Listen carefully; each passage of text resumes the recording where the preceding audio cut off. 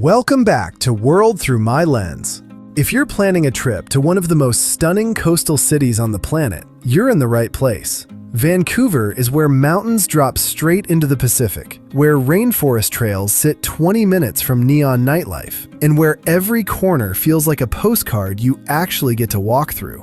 Before we dive in, hit subscribe, drop a like, and tell me in the comments if you want a deeper Vancouver guide, or if Victoria and Whistler should be next on the list. Today, 10 must-do things in Vancouver, iconic spots, hidden gems, the real nightlife, and exactly what accommodation is going to cost you. Let's go! Number 1. Stanley Park and the Seawall. Fun fact, Stanley Park is 10% larger than New York's Central Park, and it sits right on the edge of downtown. The best way to see it? Rent a bike and ride the Seawall, the longest uninterrupted waterfront path in the world. You've got ocean on one side, ancient forest on the other, and that cool Pacific air the whole way. Give yourself a couple of hours and don't rush it. Pro tip, stop at Brockton Point for the First Nations totem poles. It's the most visited attraction in all of British Columbia, and the moment those poles rise against the water and the mountains, you'll understand why people come back again and again.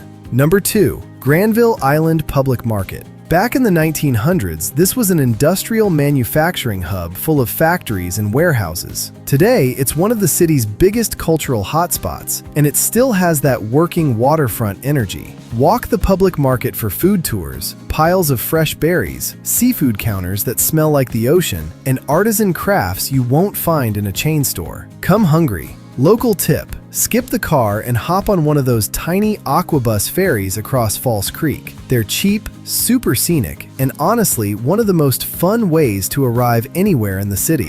Number 3. The suspension bridges. Vancouver is famous for Capilano Suspension Bridge, hanging 230 feet above the river. Cross it, and the whole canyon opens under your feet. It's breathtaking during the day, and honestly, magical when the bridge is lit up at night. But here's the budget gem nobody tells you about. Lynn Canyon Park. It has a gorgeous suspension bridge swinging over waterfalls, lush rainforest trails, and that same deep green canyon feeling. And the whole experience is 100% free. If you're watching your spend, start here and save Capilano for a special night visit.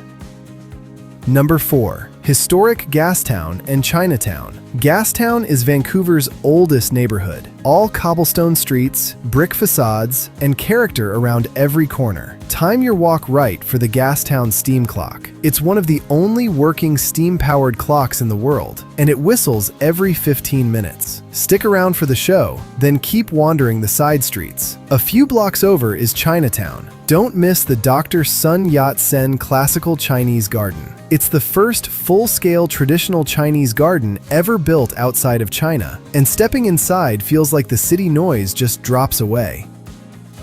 Number 5. Canada Place and FlyOver Canada. Canada Place sits right on the downtown harbor, with that iconic white sail roof you'll recognize from every postcard and cruise ship photo. Walk the waterfront, watch the seaplanes, and soak in the harbor energy. While you're here, experience FlyOver Canada, a state-of-the-art flight simulation ride that dips, dives, and sprays real mist as you glide across Canada's glaciers and mountains. It's a bucket list ride, especially if it's your first time in the country, and it packs a whole national road trip into a few unforgettable minutes.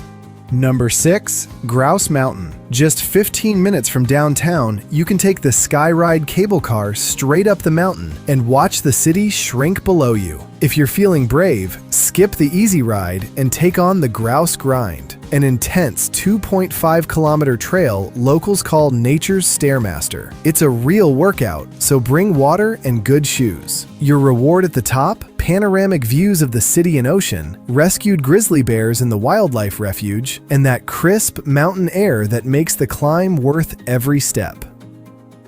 Number 7.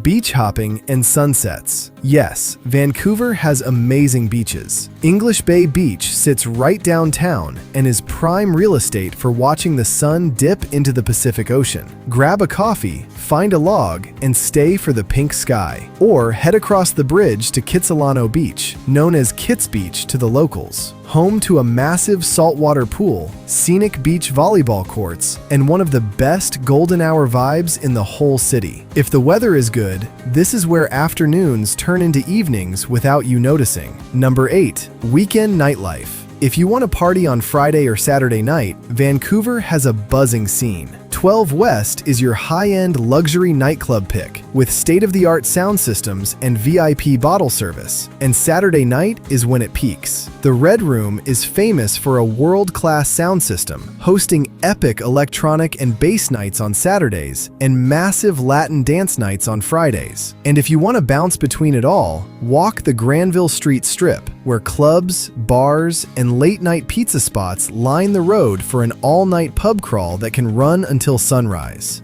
Number 9. Queen Elizabeth Park. Situated at Vancouver's highest point, this spot offers breathtaking landscaped gardens, a stunning sunken garden, and sweeping views of the city skyline against the mountains. Come in bloom season if you can, bring a camera, and give yourself time to wander the paths slowly. And number 10. Whale watching. Vancouver sits right along migratory paths. Take a boat tour from the harbor between May and October for a high chance of spotting wild orcas, humpback whales, and sea lions. Dress warm, even in summer, and keep your eyes on the water. When a whale breaks the surface, it's a memory you don't forget.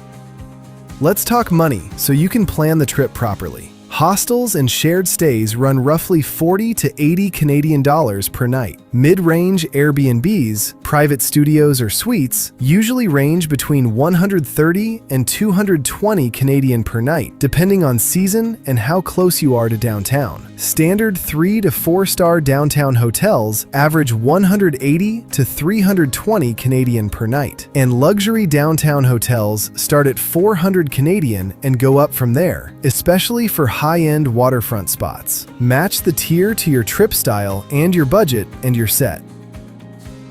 That's Vancouver, a city where you can go skiing in the morning and ocean kayaking in the afternoon. Which of these 10 spots are you most excited to visit? Drop it in the comments. And remember, if you want guides on surrounding cities like Whistler, Victoria, or Seattle, leave a comment below so I know what to make next. If this helped, hit like, subscribe, and share this video with your travel partners. Thank you for watching World Through My Lens. See you in the next adventure.